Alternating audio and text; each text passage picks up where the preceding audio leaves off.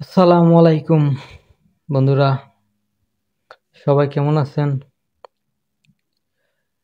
আজকে চলে আসলাম চুনারুঘাট প্রকৃতি আর চায়ের সবুজ রাজ্যে। হবিগঞ্জ জেলার দক্ষিণে অবস্থিত চুনারুঘাট যে জায়গাটিকে অনেকেই বলে সবুজ পাহাড়ের দেশ। এখানে চোখ ঘুরালেই দেখা যায় অসীম ঢেউয়ের মতো ছড়িয়ে থাকা চা বাগান, পাহাড়ি টিলা আর বনের নীরবতা। প্রতিটা সকাল এখানেই শুরু হয় পাখির কলতানে, আর শেষ হয় সবুজ ডালে সূর্যাস্তের সোনালি আলোয়।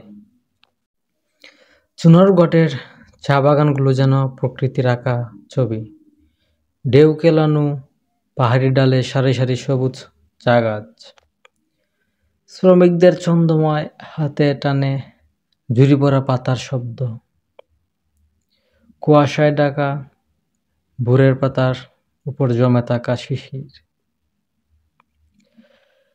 বাতাসে ওঠে সরু সরু পথ, যার দুপাশে চা যুগ আর চায়েদার গাছ।